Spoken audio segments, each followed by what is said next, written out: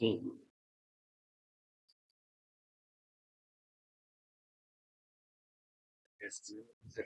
Bueno, muy bien, comencemos entonces. ¿Cómo están? Qué bueno verles y que comencemos en esta segunda fase pues, de esta conferencia. Bueno, no sé, me gustaría que empezáramos, bueno, primero como por donde es. Pidámosle al Espíritu Santo que nos ilumine y nos dé su entendimiento. ¿Sí? En nombre del Padre, del Hijo y del Espíritu Santo. Amén. Santo Espíritu de Dios, Señor y dueño de la vida, te damos gracias por esta noche y por estar aquí con nosotros. Gracias porque eres nuestro maestro y nos acompañas a lo largo de la vida para entender el sentido de nuestra vida y ayudarnos a comprender lo eterno que es nuestro destino. Santo Espíritu de Dios, acompáñanos en esta noche y ayúdanos a comprender el sentido de nuestra vida, nuestra eternidad. Gloria al Padre, gloria al Hijo y gloria al Espíritu Santo. Bueno, entonces, cosas de lo que estuvimos hablando en la vez pasada, pues, allí en ese código QR se puede descargar como un folletico que tiene pues como los elementos básicos sobre esta enseñanza. No sé qué les habrá quedado en la cabeza, en el corazón, a algunas de las personas que nos acompañaron la vez pasada. No sé si algunas personas quisieran retomar algo de lo que les quedó. ¿Sí? ¿Quisieran empezar así? Yo quisiera como retomar algo antes de empezar. ¿Alguien quiere? Sí. No sé, no es. Y creo que es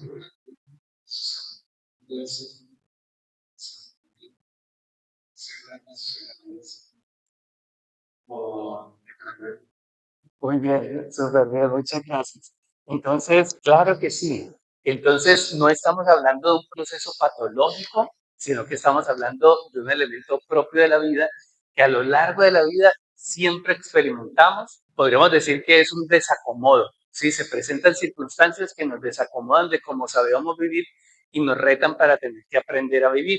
Y eso implica unos procesos emocionales que son intensos, que tenemos que tener elementos para afrontarlos, pero uno de los elementos es la red de apoyo, el construir comunidad, ¿sí? Los unos y los otros nos apoyamos.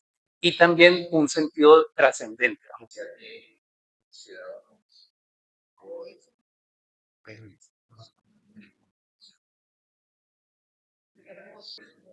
Muchas gracias. Sí, entonces, ese momento en donde nos sentimos retados y se reta nuestra estructura.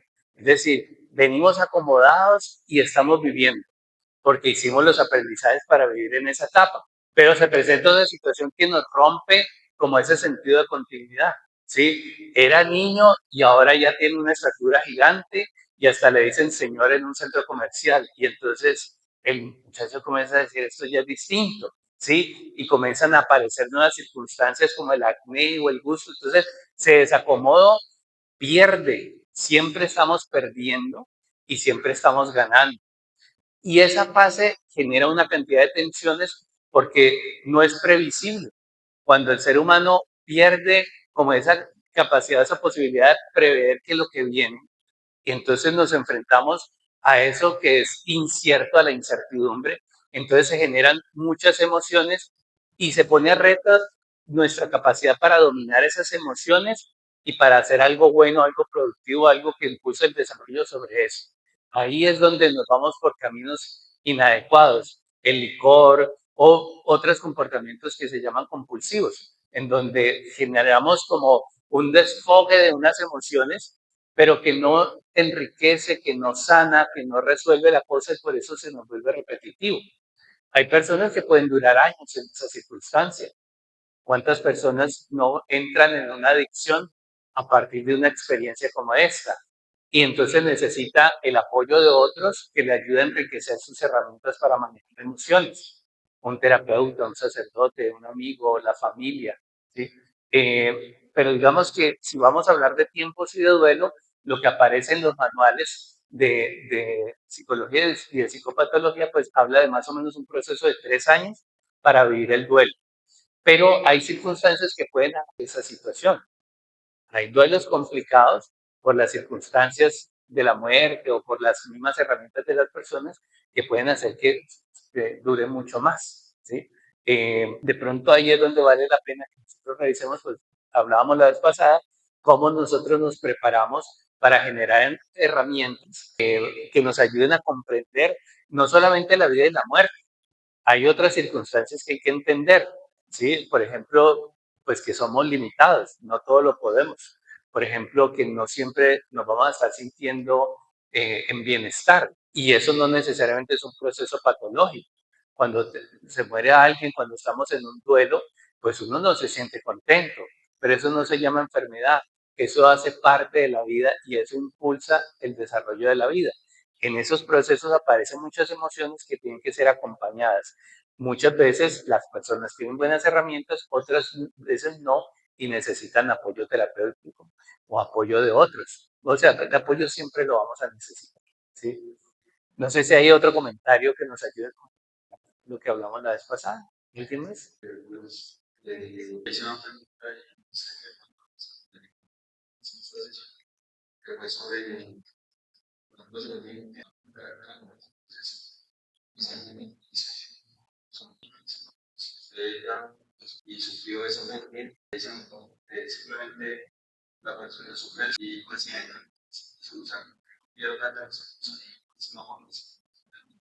Ujú.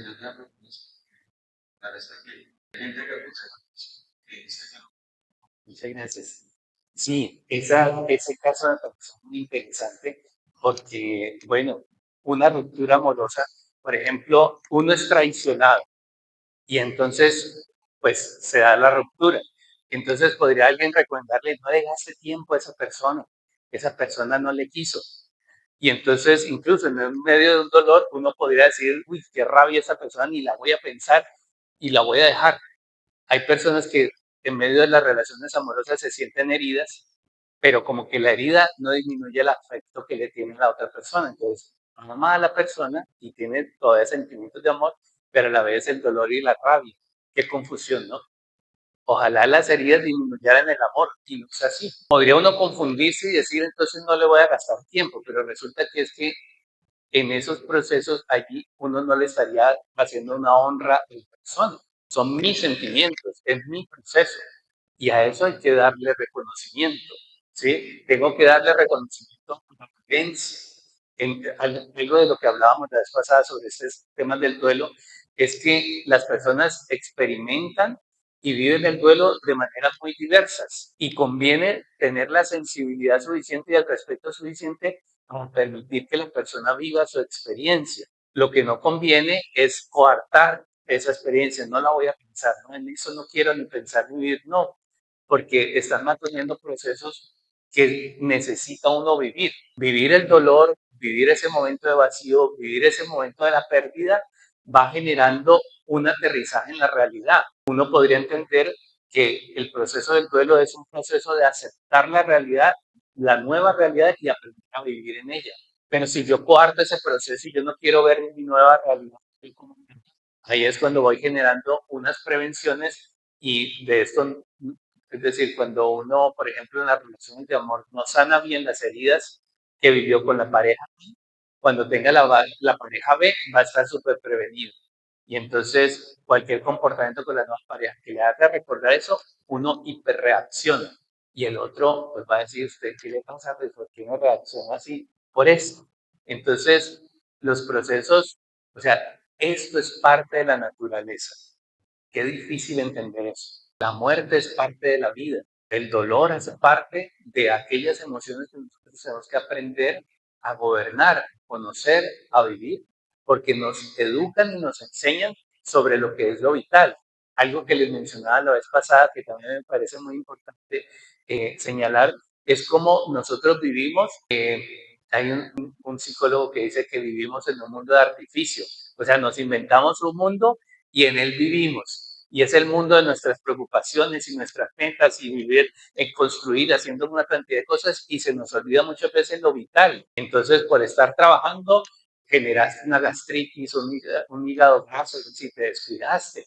¿Sí? Por estar en todo eso, se te crecieron los hijos y no le prestaste atención o descuidaste tu relación. Cuando contactamos lo vital, pues nos encontramos con unos procesos que pueden ser incómodos. Por ejemplo, que la muerte o que la pérdida hace parte de lo que te enseña a vivir. Entonces, pues no es tan sencillo ni tan cómodo. Bueno, algunos de estos elementos entonces vivimos en la sesión anterior, hablábamos de unas etapas que no son consecutivas, incluso ahora, perdón, que pensaba esto de los 3 años, no todo el mundo vive 3 años de duelo.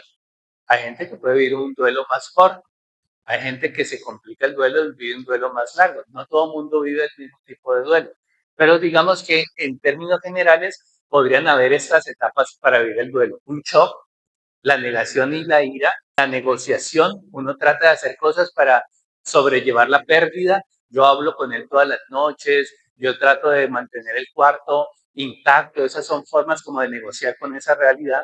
Un momento depresivo que hablábamos la vez pasada, que no se trata de que entra en un trastorno de depresión, pero sí un momento en donde se entristece o en donde aceptar esa realidad de no gobernar la vida, de no poder gobernar la historia, golpea y lo deprime aún, y un momento de aceptación. No todo el mundo pasa por esas etapas, como le digo, y muchas veces uno puede pivotear entre esas etapas no consecutivas. Les hablaba de 4 experiencias que van a estar a lo largo de ese proceso del duelo. Uno, el duelo es irreversible. Es decir, una cosa es estarlo hablando aquí y hablarlo como manera académica, pero otra cosa es cuando tú lo experimentas, ¿sí? Cuando experimentas, por ejemplo, las familias, un caso, un ejemplo, cuando la familia se fue de a Estados Unidos o a otra parte. Entonces aquí está el papá y la mamá y los hijos se fueron y allá se establecieron y ya hay mucha gente que se da sin papeles. Entonces por 4 o 5 años no pueden venir y en algún momento tienen un duelo. Se muere el papá o la mamá aquí y ellos quieren venir o los de aquí quieren ir y no se puede. Literalmente no se puede. ¿Sí? Esa experiencia de no poder gobernar, de no poder realizar un deseo, eso es fuerte. Una cosa es decirlo, pero cuando se vivencia, bueno, hace parte de lo que vamos a ir encontrando a lo largo del duelo. La irreversibilidad, no hay marcha atrás. Se murió y no va a ser posible esa fantasía que a veces tiene uno de que va a abrir la puerta y va a aparecer, o va a saludar y le va a decir esto era un sueño. Bueno, esas son experiencias de gente en el duelo. Es irrevocable, ¿sí? Las cosas van a pasar, es inevitable, todo lo vamos a vivir y hay unas circunstancias que estuvieron ahí alrededor de la pérdida que lo hace complejo. Lo otro que vimos es que hay diferentes tipos de clasificar un duelo. Hablábamos, por ejemplo, que una pérdida de una mascota, pues eso es un proceso de duelo, ¿sí? O una pérdida de una condición. Por ejemplo, alguien que perdió un miembro, ¿sí? Y entonces ahora tiene una discapacidad y tiene que acoplarse a esa nueva realidad. O alguien que se divorció, o alguien que se le crecieron los hijos, bueno, diferentes momentos de vivir el duelo. Eh, Cuando acompañas a una persona que por un Alzheimer, por ejemplo, una demencia senil que se va a ir degradando, ahí se da un duelo anticipatorio. Hay duelos retardados cuando lo vives después. Bueno, esas fueron algunas clasificaciones, no la voy a explicar porque nos quedamos allí. ¿Cómo vivir un duelo? ¿Cómo vivir en duelo? Pues yo creo que habría que hablar con todas las personas que hemos experimentado duelos o pérdidas y cada uno de nosotros podría dar un consejo o hacer un aporte, ¿sí? Hay algunas generalidades. Lo primero que habría que decir es, bueno, hay veces la realidad de la pérdida es tan contundente que es como un hoyo negro que lo aspira a uno. Y entonces la persona se vuelve monotemática. Solamente habla de eso. Pues claro, si está viviendo una cuestión que invadió toda su mente y todo su corazón. Hay veces cuando uno acompaña terapéuticamente estas realidades, uno tiene que allí tener como unas prevenciones. Cuando una circunstancia inunda el todo de tu mente, el todo de tu corazón, entonces uno tiene que decir, bueno, usted está comiendo, usted está durmiendo, usted pudo seguir con sus funciones, porque hay veces esto invade la mente y entonces la gente se desconecta de sus realidades. Hace poco escuchaba el relato de una señora, por ejemplo, que lamentablemente pues estaba en embarazo, en su tercer embarazo, era una niña, el médico le dice, no, eso viene mal formado, eso hay que sacarlo. Y entonces, pues, una señora humilde, pues dijo, no, pues yo no quiero, no, no, eso toca. Le hicieron el legrado.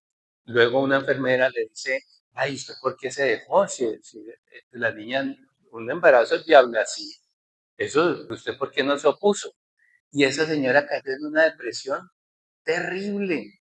Pues los restos se los entregaron, ella le hizo sepultura y no vivía sino allá en ese cementerio de que abrían hasta que cerraban, pero tenía otros dos hijos.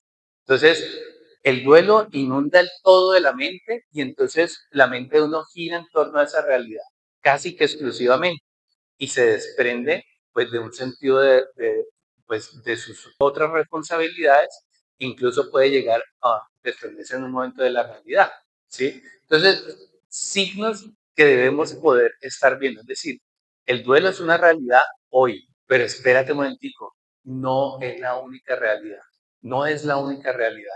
Quien está experimentando hoy un proceso de duelo, el duelo es retadísimo. Algo de lo que hablábamos es que la vida conocida se termina cuando se va, por ejemplo, un ser querido, el esposo, esposa o un hijo. Claro, esa vida conocida se termina allí, pero la verdad es que uno sigue viviendo y el mundo sigue viviendo y lo siguen esperando a uno.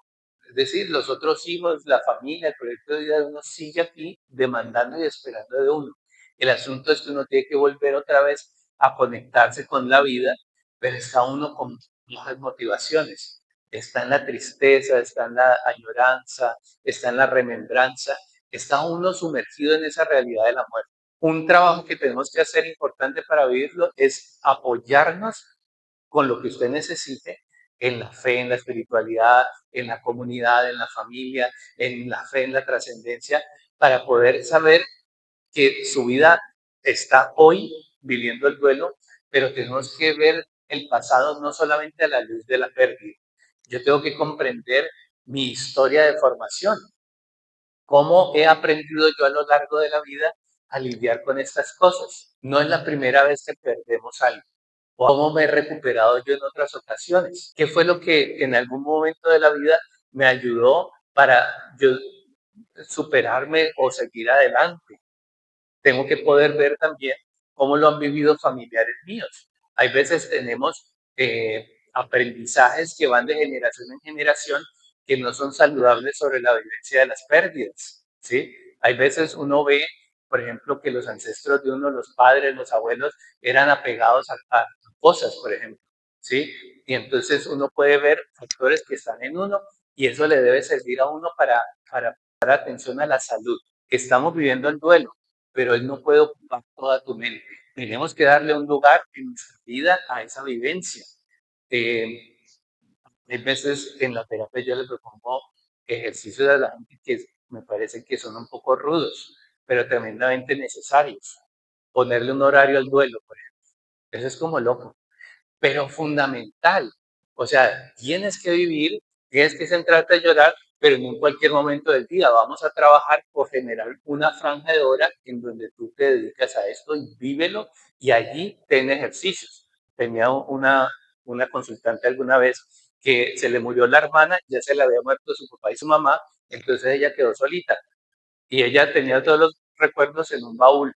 Entonces comenzó a generar la hora del baúl, ¿sí? Y era la hora de abrir su baúl, de ver sus fotos y tener esa experiencia, lo necesitaba. Pero resulta que pues la familia dependía de ella económicamente, tenía dos niñas, tenía que seguir adelante.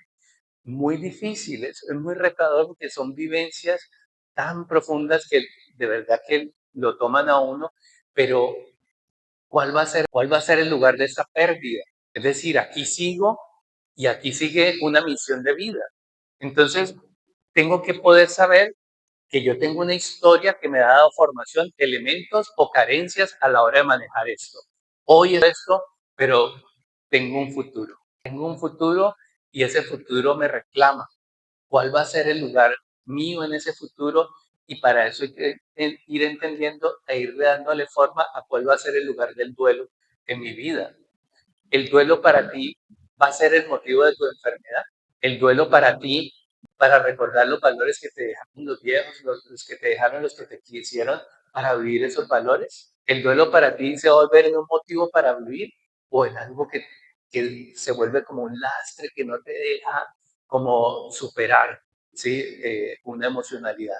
Estas preguntas no son sencillas, requieren trabajo y requieren apoyo, pero se vuelven fundamentales para vivir un duelo de una manera saludable. Segundo, la temporalidad de la vida y de las cosas hace que uno tenga que tener un sentido.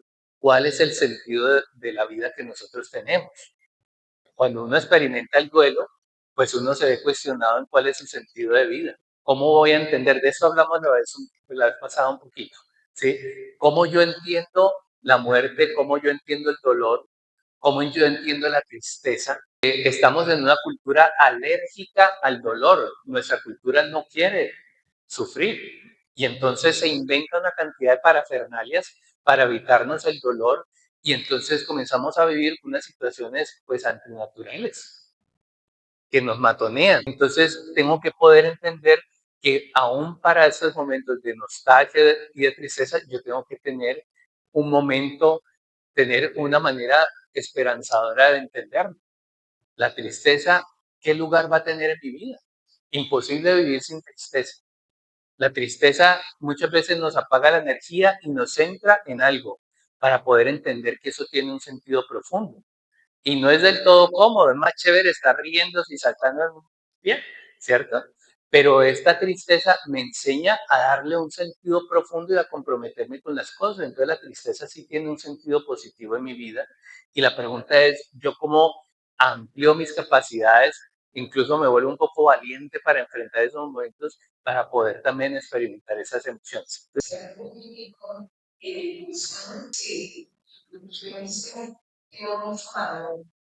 Pero hoy en día la gente tiene un sistema de vida. Si yo voy a estudiar pues la manera igual y se me ¿cierto? Y aunque ya consentir el dolor, hoy en día, si no estoy entonces en la medida bueno, no es me encanta hacer, me encanta ¿cierto? Y es para lo no, para mí, que eso exista, y existe, que la persona humana es más fuerte, si va una lágrima. Yo pienso que el movimiento social haciendo que no lo siente bien, aunque no sea mucho más de respeto, todas las personas sean. Yo no puedo utilizar bueno. Entonces, no sé si usted está esa construcción del duelo puede estar en la sociedad. Muchas gracias. Muy interesante. Sí, mire que qué bueno y saludable era ese momento. Se murió, usted tiene una semana apartada de todo, está de duelo, y el vestido de negro, y entonces era un aprendizaje social, una construcción social de que la acompañamos. Y estoy de acuerdo con que en nuestra cultura se ha perdido mucho esas cosas. Y esos eran símbolos que nos ayudaban a exteriorizar ese estado de dolor y ese estado de transición. Lamentablemente sí se ha perdido mucho esos símbolos y de pronto aparecen otras experiencias. A mí me parece que esto que les estoy mencionando es un verdadero reto. Una cultura que es cada vez un poco más superficial y más de la emoción. Entonces, como que en todo momento hay que estarse sintiendo bien y si no te sientes bien, no estás bien. O sea, hazte algo para que te mejores porque es incómodo, ¿sí? O si no, todo lo contrario. Uno ve a veces entre jóvenes cómo se valida la cultura como de la enfermedad mental. No, es que él tenía su trastorno y por eso se comportaba así, y entonces como que se enamoran del dolor, y muchas veces vienen estos gestos, estas acciones como de la autolaceración, o sea, se usa el dolor. Creo que estamos en otros momentos, pero como tú dices, los sentimientos son humanos y hacen parte de nuestra realidad. Lo que nos hace preguntarnos es en nuestra familia, en nuestra cultura, cómo se manejan estas emociones, cómo se manejan las emociones de la pérdida, las emociones ligadas al luto, a ese shock, ¿sí? De estar en perplejidad, se llama esa emoción, y es una emoción dificilísima, porque como les digo, nos sentimos seguros cuando podemos prever lo que va a suceder, pero cuando se rompe el libreto y no estábamos preparados para esto, se siente estar en el aire, ¿sí? Y nos inventamos muchos refugios de escape para esto. Sí, a mí me parece. Voy a hablar desde la experiencia como sacerdote, Omar. Si bien es cierto, han cambiado los signos externos, el duelo sigue siendo duelo. El duelo es natural, forma parte de la experiencia humana. Entonces, en mi experiencia como sacerdote, yo les puedo compartir de la gente que vive en eso de que en la superficialidad, la apariencia, les han cambiado los signos de expresar el duelo, pero eso tarde que temprano explota. Y esos son los tres temas. Y luego uno empieza a descubrir, es que esta persona tiene por allá todavía una herida, un dolor, no le ha hecho duelo a eso, ¿sí? Sea la situación que sea, pero no le ha hecho duelo y lo ha guardado, lo ha ocultado, le ha hecho apariencia a eso, pero tarde que temprano eso es. Entonces los signos puedan que hayan cambiado, los signos externos, pero el duelo es natural, eso se tiene que afrontar y vivir. Gracias, Pedro. Yo creo que algo que es un signo de alerta y que vale la pena trabajarlo como profilaxis, como prepararnos. La cultura está haciendo mucho ruido, entonces ya no tenemos muchos momentos de silencio y el silencio ayuda a que uno se encuentre con uno mismo y reflexione, pero en todo momento estamos enchufados y si no estamos con el aparatico, ¿sí? Entonces creo que son cosas en donde debemos prepararnos también, o sea, ¿cuáles son los momentos de la interioridad? ¿Cuáles son los momentos de la soledad, de la sana soledad que nos damos a nosotros mismos para poder, lo que les decía del mundo de artificios, bajarnos a ese mundo de la realidad? La enfermedad nos baja, las crisis nos bajan y nos aterrizan, la muerte nos aterriza de una en esas realidades, pero es manera drástica, ¿cierto?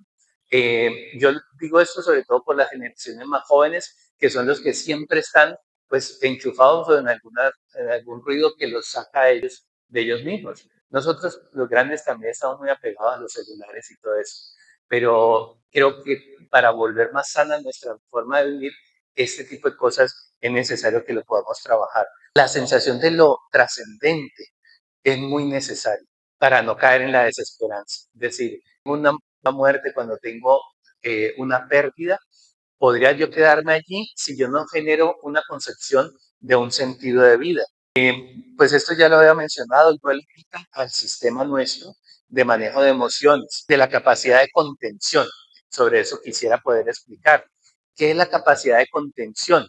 La capacidad de contención es la capacidad de hacernos dueños de nuestra vivencia. Se generan muchas emociones y lo que yo podría experimentar es alergia, ¿sí? Es decir, estas emociones que son incómodas y si aprendí culturalmente a evadirlas, yo no las quiero vivir, entonces salgo de huida. Pero ahí está la emoción. Estoy viviendo un proceso natural que es propio de mi naturaleza, que es propio de mi persona, tiene un sentido y un valor, entonces en realidad yo no la puedo huir. Yo la puedo disimular, puedo tratar de escapar, puedo tratar de manejarla con lo que no la va a resolver, ¿sí? Que usualmente termina siendo un problema adicional a los procesos del duelo, pero esa emoción está allí. Hay un ejercicio importante y es no botar la emoción. Yo tengo que poder acercarme a la emoción y hay buenos ejercicios. Yo muchas veces le recomiendo a la gente escribir. Me parece que escribir es un momento en donde yo como que puedo coger toda esa nube de emociones y ponerle palabras para poder entender qué es lo que hay dentro de mí, ¿sí? Estos ejercicios, pues obviamente yo creo que no están muy de moda, porque hoy de moda está el tema de escapar a través de lo virtual, pero como cultura pues tenemos que ir aprendiendo, haciendo estos aprendizajes y estas resistencias. ¿Cómo vivir el duelo? Yo creo que hay unas claves importantísimas. Uno, reconocer las emociones y las vivencias de todos los implicados. Se muere el hijo, Y entonces la señora dice, yo era la madre, por supuesto, entonces tiene muchas emociones. Y entonces despliega el duelo. Y muchas veces el varón, un poco castrado por todo en su manejo de emociones, por el machismo, entonces se vuelve eh, a ver, como digo, atiende el duelo de la señora y sepulta el suyo. Y entonces no expresa en palabras el suyo, pero entonces comienza a beber más o comienza a estar más neurasténico, ¿sí? Es decir, todo el mundo vivencia el duelo. Entonces, conviene poder reconocer las emociones, las vivencias, pero ampliar un poco el foco de qué es lo que está sucediendo en toda esa familia, porque se generan retos a nivel personal, pero toda la familia cambia. Es decir, si, por ejemplo, se deprimió la mamá o el papá, pues todos van a estar viviendo esa depresión. De uno u otro modo, van a estar viendo los efectos. Entonces, asimismo, todos en la familia, pues conviene que tengamos las maneras de sentarnos y pensar cómo vamos a apoyar en esas condiciones, en esos retos que se generaron. No es tan sencillo porque de verdad que cuando se muere una persona que era el proveedor económico, el proveedor emocional.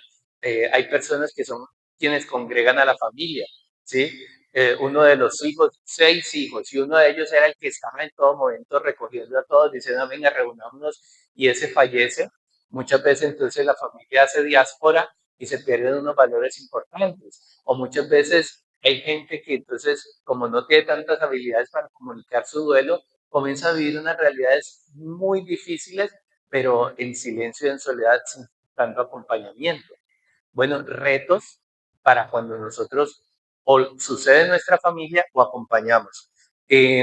Un trabajo importante para ayudarle a las personas a sobrellevar y a salir de su duelo es volver a tejer rutinas. Eso no es tan sencillo, porque muchas veces la persona de verdad quedó fragmentada. Les comentaba yo el caso de este hombre que alguna vez atendí por la muerte de su hijo. Él quedó en un limbo por mucho tiempo, durmiendo en el closet del muchacho para sentir el aroma, ¿sí? De su ropa y toda esa cuestión, ¿sí? Ya cuando la persona se desestructura mucho, a veces cambia el día en la noche, por la noche, entonces duermen el día y despiertan durante la noche. Bueno, una personita así necesita otra vez recuperar un orden de vida, y en el acompañamiento de una manera muy amorosa, pues hay que ayudarle a ir volviendo a un sistema de orden, porque necesita volver a conectarse con su vida. Es decir, su vida todavía está aquí esperando por él está embargado en esta realidad del duelo, en esta realidad del dolor, acostumbrándose a una nueva vida que no fue su preferencia, pero si vamos estableciendo rutinas muy sencillas, poniendo, por ejemplo, una actividad que le ayude a conectarse con el día. Muchas veces hay trastornos del sueño que se generan con esto y pues hay buenos consejos y un médico acertado puede ayudar en este asunto de recuperar el sueño. A veces se necesita medicación, otras veces no, y se hace toda una labor de asepsia del sueño, es decir, de preparación para ayudarle a que la persona vaya volviendo a recuperar rutinas saludables. La meta durante todo ese proceso no será el olvido, hablábamos la vez pasada. La solución del duelo no es la amnesia, no es yo quiero volver a como todo era antes, un anhelo fantasioso y hay que saber que eso no va a ser. La vida verdaderamente cambió, pero tengo que volver a amar esta vida que tengo y es diferente. Y una clave para volver a amar esa vida es volver a generar objetivos, volver a generar para qué naciste, cuáles eran tus ilusiones, cuáles son tus anhelos, qué cosas te realizan a vos de manera integral en tu cuerpo, en tu emoción, socialmente, para ayudarle a conectarse con cosas. ¿Sí? Hay veces un servicio social le ayuda a la gente a sanar su duelo. Hay un mensaje en el catecismo de la Iglesia Católica que me parece de una profundidad y de una claridad, cuando dice que muchas veces el dolor del otro es la solución de tu dolor. Cuando yo me centro en mi dolor, pues ahí no hay límites. A mí me puede doler sin fondo, pero cuando en una obra social alguien puede tener un gesto de acercarse a la realidad de otro sufriente y de generar una pauta de ayuda, un compromiso, muchas veces te ayuda a salir de vos y te ayuda como a conectarte con las vivencias de otra persona de una manera, pues, servicial, de una manera que aporta. Miren, muchas maneras hay, pero la meta está allí, volver a generar enganches. Hay un psicólogo que le llama aferramientos a la vida, es decir, las cosas que nos interesan, las cosas que nos motivan, las cosas que nos generan un vínculo con la vida, pues muchas veces necesitamos retomarlas o crearlas cuando no se ha tenido. ¿Sí? Hay personas que por mucho tiempo han sido cuidadoras de la persona que se fue y ahora lo que tiene es un montón de tiempo libre. ¿Qué hacer con ese tiempo? Eso es difícil y es muy difícil estar pensando la vocación de uno más cuando ya tiene más de 50, pero es porque muchas veces nuestro espectro está bastante pequeño y no consideramos estas otras opciones, por ejemplo, del servicio social o de una vida de comunidad. Hay que trabajar por el fortalecer los vínculos. Y en esto, pues quisiera retomar algo de lo que hablaba la vez pasada cuando le decía el valor de la comunidad. Aquí somos comunidad y ustedes comienzan a verse los unos a los otros. Ojalá pertenecieran a los grupos de la parroquia, porque eso le da a uno un sustento, ¿sí? En la vida, en el tren cultural hacia donde nos vamos, la cultura está viajando hacia la soledad. A mí me interesa mi casa para adentro, no me interesa nada más. Entonces la gente llena de muchas comodidades su vida y de muchas plataformas de streaming para pasarla muy bien, hasta que vive una situación de esta y se da cuenta que la vida en soledad no está pensada así, la vida está pensada para vivirse en comunidad. Entonces, cuando ves a una persona que está experimentando un duelo, pues vale la pena hacer acompañamiento, con prudencia, acercarnos con prudencia, tejer lazos, porque eso a todos nos enriquece. Ya hablé sobre esto de fortalecer una visión trascendente de la vida. ¿Qué es lo que significa esa visión trascendente? Trascender es ir más allá de aquello que hoy nos limita. Nos limita la muerte, nos limita muchas veces los achaques, la edad, nos limita, pero espérate, el ser humano es más que el cuerpo. El ser humano es más que esta experiencia de materialidad. Es decir, lo que nos enseña esa fe es que tenemos una vida de eternidad. Entonces, cuando comienzas a pensar en ese plano, aparecen otras opciones para tu vida. Hay diferentes formas de pensar la trascendencia. Una forma de pensar la trascendencia es yo no soy el centro, hay otros a mi alrededor. ¿Qué le está pasando a otros? Estoy enfermo del duelo, de la tristeza, vení, hacer un ejercicio que no es fácil, pero ¿quiénes están a mi alrededor? Voy a tratar de conectarme con estas personas. Es una manera de hacer trascendencia, de ir más allá. Otra manera de hacer trascendencia es la que les decía. Estoy hoy viviendo esto fuerte, pero espérate, ¿de dónde vengo yo? ¿Cuáles han sido los aprendizajes que en mi casa hemos tenido sobre la muerte, sobre el duelo, sobre la tristeza, sobre cómo vivir esto? Porque yo también tengo decisión, me puedo parar frente al duelo y decir, bueno, voy a vivirlo amorosamente, pero tengo que superarlo y me conecto con mi trascendencia, con mi futuro, con mi vida actual, tengo que seguirla construyendo. Y una tercera forma de vivir la trascendencia es la relación con el Creador, ¿sí? La relación, qué bueno que estamos en este ambiente de la parroquia porque podemos hablar y profundizar, conoce el cristianismo. Hay veces, hay una frase de un santo de Job, eh, que es un señor que era muy juicioso, ¿no? Era muy bueno y hacía de todo lo que había que hacer, hasta que comienza a tener la pérdida, hasta que comienza, y entonces vienen los amigotes y le dice, pues hermano, sí, muy salado usted, maldiga su vida y muérase. Y él dice, no, mantuvo un respeto, tiene un encuentro con Dios. Es muy interesante ver el manejo de las emociones humanas que se expresan allí. Él llega a protestar y Dios le responde y cuando puede comprender la trascendencia, tiene una frase que me parece hermosísima. Señor, te conocía de oídas. Yo no te había pensado, no te conocía realmente. Yo no entendía, ¿sí? Él estaba en el papel del juez diciendo que era lo que había que hacer. ¿Y por qué entonces no responde si yo me he portado bien? ¿Sí? Pero eso es fruto de nuestra mente tan chiquitica. Pues Dios es mucho más amplio, pero lo que sabemos es que es un Dios de amor y que es un Dios de misericordia y que es un Dios sensible a nuestras vivencias. pero sobre todo es un Dios que nos ofrece un panorama de esperanza y de redención y de salvación. Es difícil uno experimentarlo cuando está en medio de la tristeza, pero cuando de verdad lo vives, se vuelve una lucecita de esperanza que comienza a jalonar la vida y que te ayuda a seguir creciendo. Hay que considerar la necesidad de la ayuda profesional. Mucha gente se siente, especialmente los varones mayorzongos, que somos más de esa cultura machista.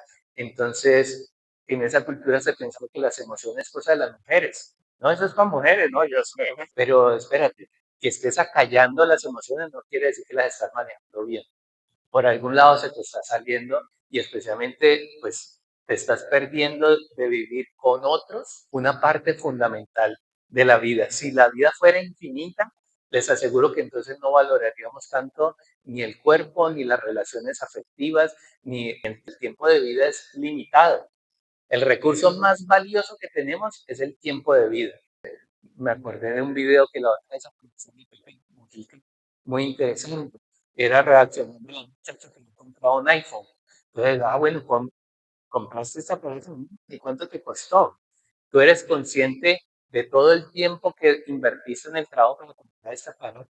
Equivale todo lo que dejaste de vivir. O sea, no estuviste viviendo en una montaña, persiguiendo la naturaleza, amando a otros, sino que te dedicaste a una labor para comprar esto. ¿Vale la pena? O sea, ese sentido del valor de nuestro tiempo de vida, no reflexionaríamos en eso si no supiéramos que la vida se acaba. Eso hace parte de entender que la muerte es parte fundamental de la vida. Esto es más para los acompañantes y hay uno, ya es como el ¿cierto? Lo voy a ir abreviando, ¿cierto?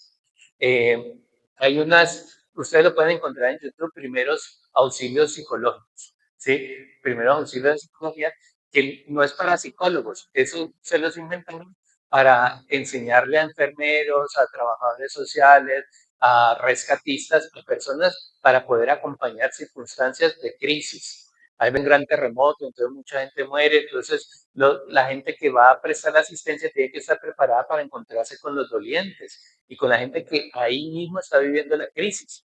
Entonces, yo les recomendaría, vale bien, porque son cosas que te llevan a pensar vos cómo has vivido esto y cómo estás preparado, ¿sí? Y lo que ofrece son las cosas más sencillas.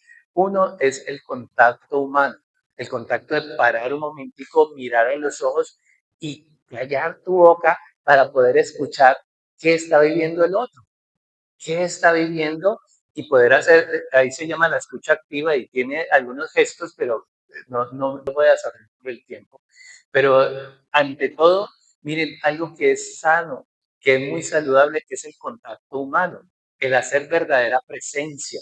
Algo que nos mata es comer juntos haciendo esto. Ajá, sí, sí, ¿qué? Ay, Dios mío, esto tenemos que aprender, pero lejos, para poder hacer presencia significativa, ¿sí? La familia es muy importante porque somos los íntimos. ¿Qué significa ser los íntimos? Los primeros que nos enteramos de esos procesos vitales que vive la gente, los primeros que nos enteramos de lo que está pasando en la cabeza o en el corazón. Pero cuando estamos tan distanciados, cuando nuestras preguntas son tan superficiales, ¿cómo te fue bien? Sí, bien. Sí, y ya y se fue todo el diálogo y eso fue lo que penetraste en el corazón del otro. No, son desconocidos entonces. Estas vivencias del duelo nos llaman y nos retan a que como familia profundicemos nuestras habilidades para hacer una verdadera presencia en el corazón del otro, una presencia significativa. Cuando te acercas al otro, no necesariamente vas a estar de acuerdo ni necesariamente te van a gustar sus opiniones, sus preferencias, pero es que somos más que eso. Es decir, podemos vivir muchas discusiones, pero la vida vale más que eso. Estoy en un retiro con matrimonios este fin de semana y uno de los sacerdotes comentaba una experiencia de dos personas muy ilustradas, ¿sí? Un juez y otra señora, pues de por allá, estrato 18.000, que tenía unos puestos pues, muy grandes, pero una relación conflictiva y una peleadera y fueron a ese retiro y él trató de apoyarlos y algo se logró, ¿sí? Pero en medio de esas discusiones Pues la señora fue a trabajar, la llamaron a mediodía y le dijeron, vea, su marido no ha llegado. Y ella dijo, ¿qué? Si era un hombre así vertical con el manejo del tiempo, se volvió a la casa y lo encontró ahí acostado en la cama. ¿Sí? Entonces, vea, ni le habló ni nada. Y se acercó y ya estaba muerto el señor. Murieron en medio de una discusión. Ni se despidió, no se despedían. Entonces, ¿cuál es la vivencia que queda ahí en ese corazón? ¿Sí? Esto no avisa, ¿no? La mayoría de veces no avisa, ¿sí? Vivimos allí, entonces por eso es que nos lleva a que hagamos reflexiones profundas de cómo estamos viviendo, de cuál es la presencia significativa que estamos haciendo en la vida del otro. Hay veces dejamos muchos cabos sueltos, muchas cosas en donde no nos perdonamos o dejamos eso sin hablar o eso sin resolver. Sí, yo sé que la embarré, pero ya que se echa agüita y jabón y siga, ¿sí? Y dejaste abiertas unas experiencias que te deshumanizaron a vos y al otro.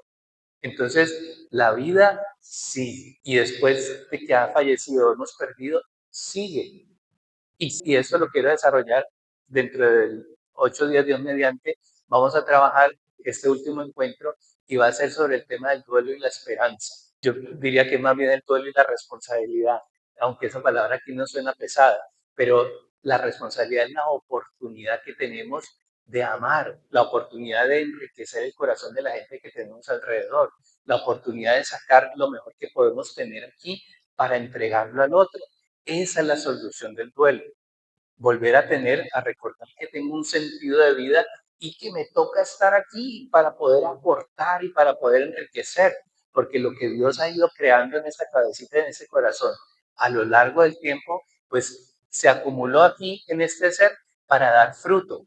Y el duelo me roba y me lleva a mí y tengo que permitirlo y es natural y tengo que vivirlo, pero estoy hecho para poder sanar y poder volver a conectar esos dones con toda la gente que sigue estando aquí conmigo, ¿sí? Eso es también un sentido trascendental de la vida.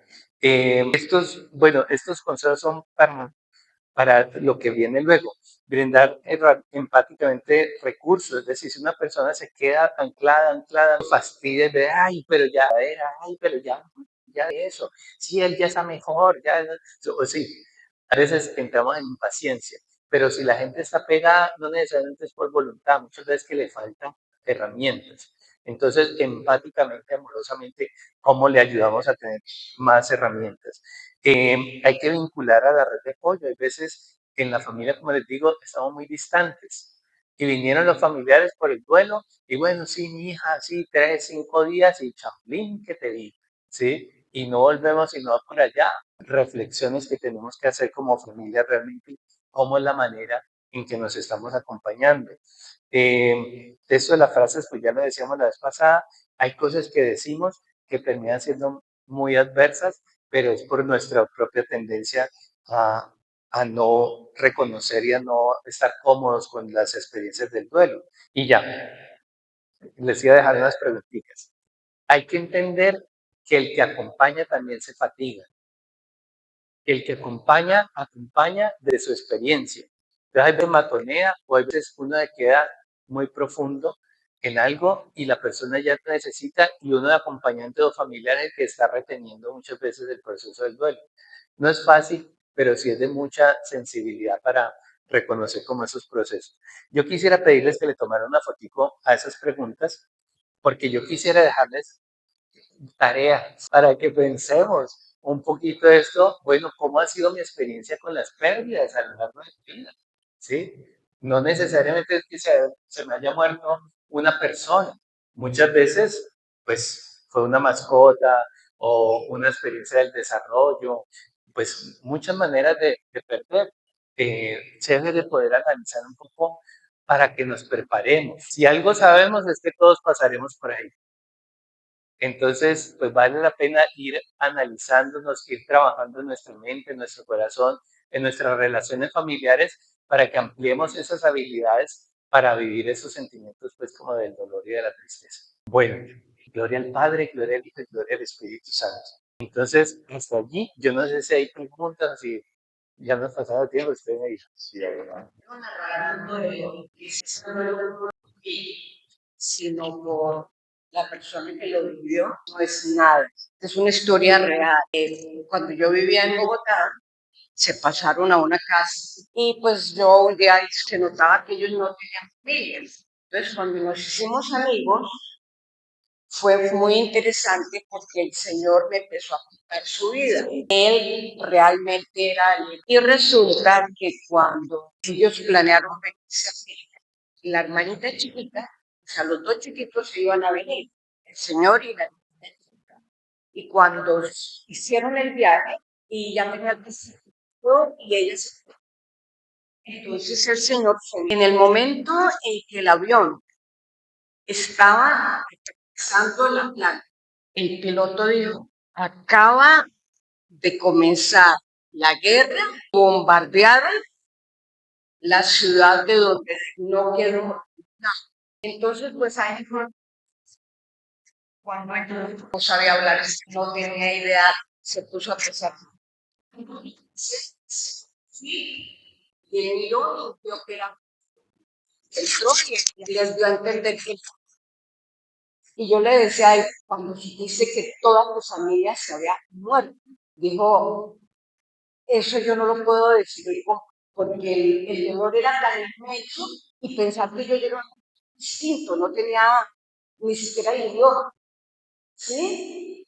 Entonces, para que se den cuenta que hay muchos que han sido, pero entonces la mamá, un primo, pues es dolorosísimo, pero hay duelos, yo la conocer, porque cuando nos lleguen los duelos, pues hacemos lo que nos dicen, tratemos de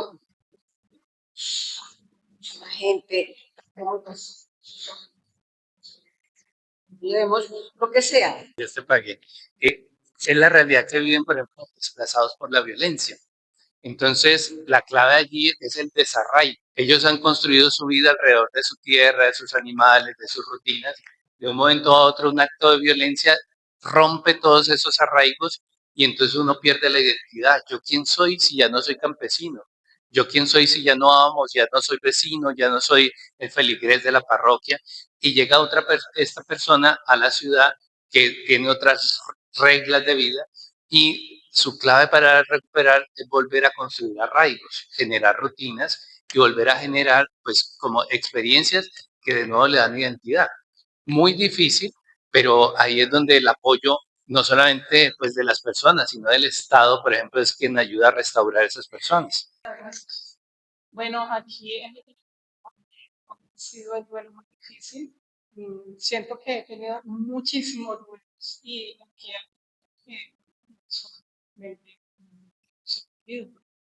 Entonces, en esas ideas, pues sí, también hacer el ejercicio y tratando de superar todas esas pérdidas que he tenido, pues he hecho muchas cosas, ¿no? Crecimiento personal. Y siento ahorita que mi principal pasión, lo descubrí hace poco, pues es mi fe en Dios. Yo tengo una fe aférrima toda mi vida. No era consciente de eso y ahorita analizando siento que una fe muy difícil fue la pérdida de memoria de mis padres. Entonces yo siento que yo perdí a mis padres en el momento en que ellos entraron y dejaron de ser ellos. Ya no eran, ya no podía con ellos y se invirtieron los papeles. Entonces yo empecé a pensar que era un y aceptar que y me consideré siempre fuerte porque mi familia, todos me animaban a que yo era la cuidadora principal de ellos, que yo fui la que tomé la decisión de hacerme cargo de ellos, pues aparentemente yo era fuerte, ¿sí? Y hacía ejercicio, hacía mil cosas. Sin embargo, cuando mi madre muere, el 24 de julio del año pasado, al 7 de agosto, yo pues ahorita digo que soy testimonio de la misericordia y el amor de Dios, porque una enfermedad que se llama síndrome de Guillain-Barré. Y entonces siempre era la pregunta al final de la vez pasada de que sí, yo somaticé la muerte de mis padres, pero también entiendo que fue como ese punto de quiebre donde, wow, ahora ya no tengo ninguna responsabilidad, no tengo marido, porque estoy separada hace muchos años, mis hijas ya crecieron, ya no tengo ninguna obligación, al menos económica con ellas, y ya mis padres no están. y de pronto, pues sí. Pero entonces me doy cuenta que pertenezco a la comunidad de la iglesia, que tengo mi comunidad Camino, que tengo una comunidad con mi trabajo y que tengo muchas cosas y descubro que siempre había tenido a Dios en mi corazón y en mi camino porque a pesar de todas esas situaciones y esas pérdidas que he tenido en el largo de mi vida, pues siempre estuvo ahí porque nunca me enloquecí, nunca renegué, nunca nada de esas cosas, ni siquiera cuando mis padres murieron. Entonces, pues, y también pues entendí en todos esos procesos que he hecho de sanación o de crecimiento, que finalmente lo mío es una insignificancia comparado, como dice la persona, de la experiencia de otras personas. Y bueno, eso sería mi pensar. Dios te pague. Muchas gracias por ese testimonio. Cuando en psicología estos elementos son importantes. Cuando te das cuenta de que los papis ya están perdiendo como su memoria y su identidad, y entonces ahí pides un duelo anticipatorio. No se han fallecido, pero ya no son ellos. Y entonces fíjate cómo pudiste construir un nuevo sentido. Ahora es un relevo, ahora yo los cuido. El haber construido esa nueva identidad te permitió superar allí.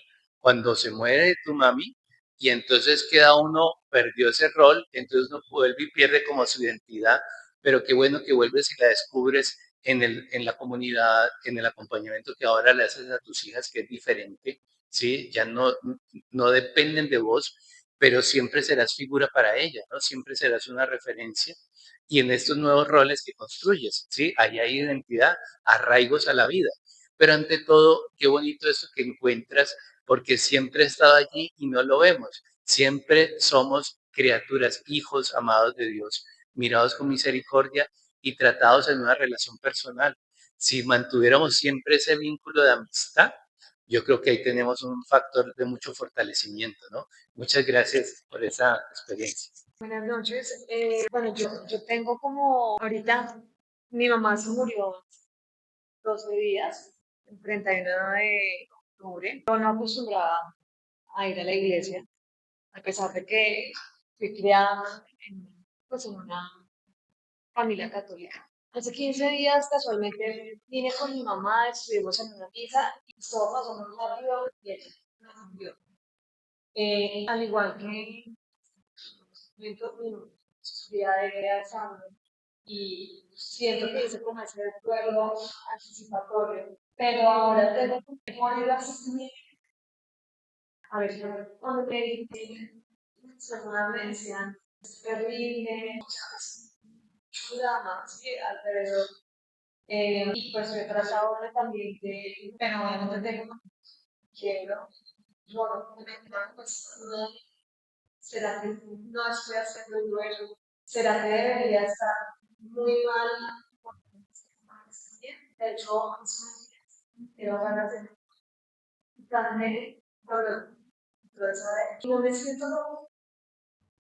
no, yo la amaba, era la persona que estaba siempre, entonces tengo una extraña más y a veces tengo, pues me siento un poco como culpable, o sea, la sociedad nos ha enseñado que tiene que haber más dolor, tiene que haber como más drama.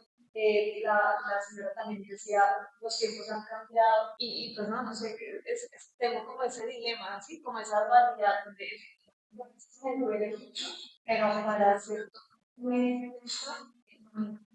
ya estoy aquí y pues no, no considero que me estoy haciendo luego y me estoy saltando. Bueno, muchas gracias. Testimonio, pues lamento mucho tu pérdida. Sí, esto es normal. O sea, hay muchas maneras de entender. Cuando hay actitudes que uno ve que definitivamente son enfermizas. Cuando uno está prevenido a negar, negar, negar, no, no, no, eso no pasó, no, no, no, no hay manera, no me hable de eso, no, no, no. O sea, ahí hay unas actitudes que uno dice, ahí hay un proceso y hay un comportamiento llamativo. Lo que estás experimentando, es decir, algo que hablábamos la vez pasada, es que no se puede ponderar quién sufre más o no en un proceso de duelo. Hay gente que se quiere tomar fotos con el muerto y lleva mariachis, ¿sí? Otra gente que no quiere que nadie vaya, quiere que sea reservado, otra gente quiere que sea multitudinario. Son diferentes maneras de experimentar. Esto tiene momentos. Hay veces es un shock y uno está congelado y luego se descongela.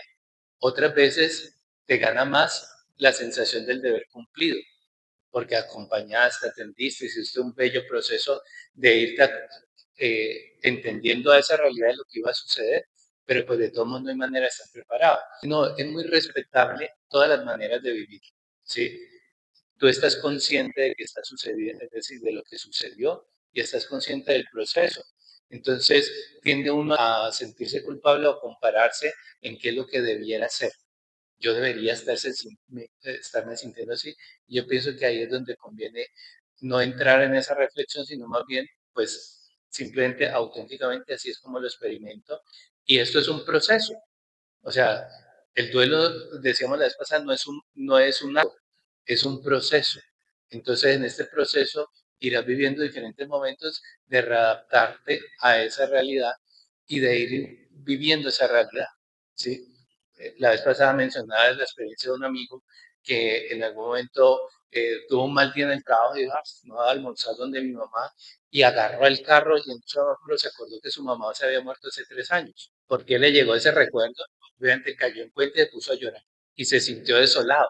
¿Por qué le llegó ese recuerdo? O sea, no es que se le haya olvidado, momentos emocionales que no son evaluables, es decir, criticables. Los procesos psicológicos se notan y uno ve comportamientos importantes y la familia sobre todo los nota, pero yo creo que aquí seguramente no los hay. De todos modos, pues obsérvate, acompáñate y si en algún momento necesitas hacer una consulta, pues haces una consulta. Pero si es lo que estás experimentando con paz, yo creo que hay que seguir ese proceso. Sí, listo. Última participación. Muy buenas noches. Pues,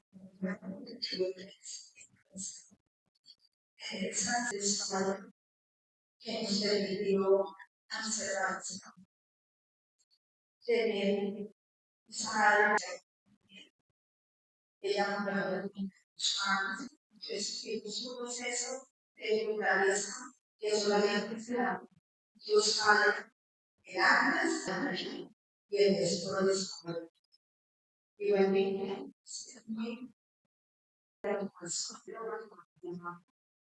y mi familia siempre se hizo.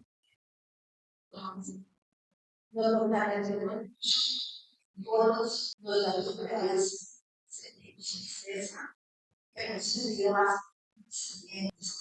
Bueno, lamento tu pérdida. De todos modos, y mire lo bello de esto, que experimentar estos momentos nos hace honrar la vida y nos hace honrar, es decir, reconocer el valor y querer cuidar y querer agradecerle a Dios el valor de la gente que tenemos al lado. Eso nos compromete a amar mejor, a vivir mejor. Esto lo vamos a desarrollar un poquito más porque hace parte de lo que es el trabajo del duelo y a qué nos invita. Sí, en la próxima sesión. Muchas gracias por tu testimonio. Sí, como le suficiente. Vivían